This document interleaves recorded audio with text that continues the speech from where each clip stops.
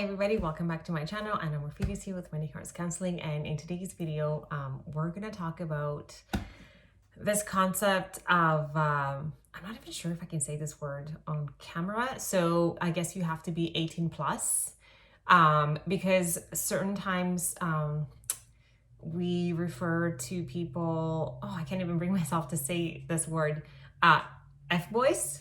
Like, why do we need the F-boys in our lives? And I'm so sorry, I do not mean to be offensive to anyone. It's I'm speaking on behalf of the feminines because I usually work with feminines meaning people that resonate with like the female or the feminine energy, females that resonate with the feminine energy. And I wanted to like normalize this experience and actually like maybe even take away that word. They're not F-boys. They're actually, they're men mirroring back to you what you actually are looking for within to heal.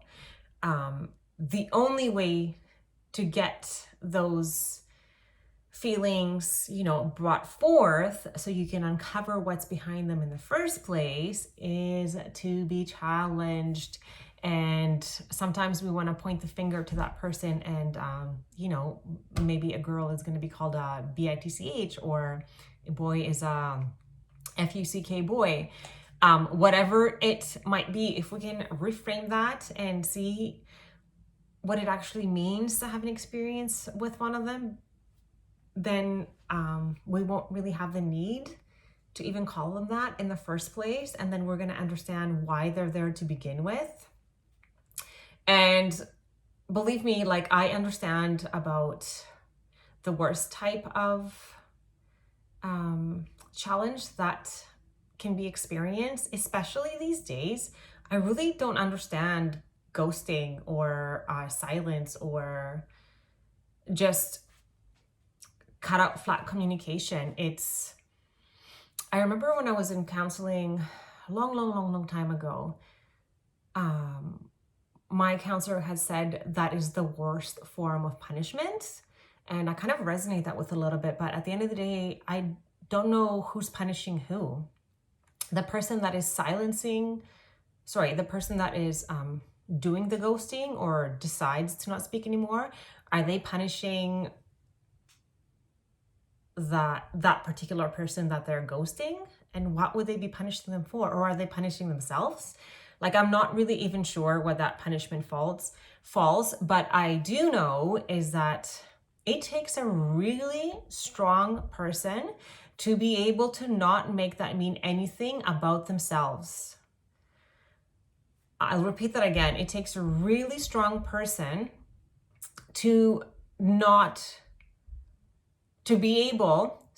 it takes a really strong person to be able to not make the ghosting mean anything about themselves. It's probably like the ultimate form of denial. It's the ultimate form of discounting who you are, or maybe even the experience that you had with this person. And that takes a lot of self-esteem and a lot of self-worth.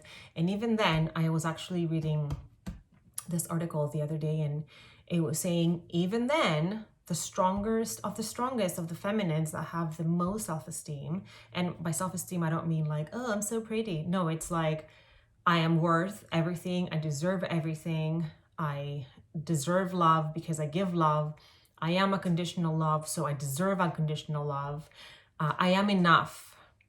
This is a big one. I am enough. I am good enough. I am strong enough. I am everything enough. When you know that, then it's like the more of that you feel about yourself, the higher your self-worth is. But still, the ghosting and the walking away or the silence or that sort of treatment is chips away at that self-esteem a lot. It's the one thing that does it the most. Well, aside from betrayal meaning like someone cheating on you. Yeah, those two things are really big. even when you have the highest of self-worths, that it's gonna take a lot of healing to get out of that and not make that mean anything about yourself. But you can do this. You can definitely do it. I read another quote that I thought I would share to somehow help reframe that experience a little bit. And it says, the real power of a man is in the smile of the woman, the real power of a man is in the size of the smile on the woman next to him. And as much as I do resonate with that, I also feel that the smile on the woman next to him depends more on herself than it does on him. Meaning, the higher self-worth that you have, and the more of the traumas that you have healed, the better your smile is going to be. The larger your smile is going to be, the lighter your energetic being is going to be, the more light you're going to shine. So then you don't need somebody else to provide you that smile. But what would be nice to have is someone to reflect that smile back to you. So instead of, say, ghosting you or not speaking to you or saying mean things to you, if they can give you back that genuine smile, because you're recognizing that the size of your smile depends on you, and it also depends on the traumas that you've experienced as a child, right? Like, the size of a smile on a woman depends on the experiences that she had as a child. So if you have been a victim of sexual abuse, for example, that is the ultimate form of denial for self, because it is so much easier to deny that experience than it is to deal with the fact that this has happened to you. So you sort of like dissociate from the experience, deny that it happens, you're denying that part of yourself. And when you're denying yourself, somebody else is going to also deny you as well. So that could be in the form of ghosting. So this is where we take our power back and we realize that the smile of a woman next to any man depends on the traumas that she's experienced, the awareness that she has about the traumas that she's had, how far in her growth is she in, how far into her healing is she in, and the more she takes control of her own smile, then the higher chance of that man next to her reflecting back that smile. And that will be replaced by ghosting or swear words, or I just don't even understand why feminines are called, we're the creators of life, and somehow names are like, you're pathetic, or you're obsessive, or you're delusional. Like, it just breaks my heart that sometimes we can be spoken in that way. But I do appreciate a masculine that deciphers or distinguishes between that person being called that name or the actions of a person being labeled as such. Like, for example, oh, I feel, or you're so angry. So you don't label that person as being angry, but rather you say things like, oh, your voice sounds angry. It's like you're talking about not labeling them as angry or delusional. It's more of like their behavior or their actions. I really do appreciate that, because it just distinguishes between like that person being that and their actions being that. But I can only go back to this concept of self-worth. The only reason why a man would call a woman that in the first place, or even her actions, is because she is looking, whether we like it or not, we're looking for that to happen in order to self-reflect within and be like, okay, what in my vibrational energy in this moment is actually causing this experience? And as hard as that might be, that's how you take your power back, and that's how you heal yourself, and that's how you make room for more.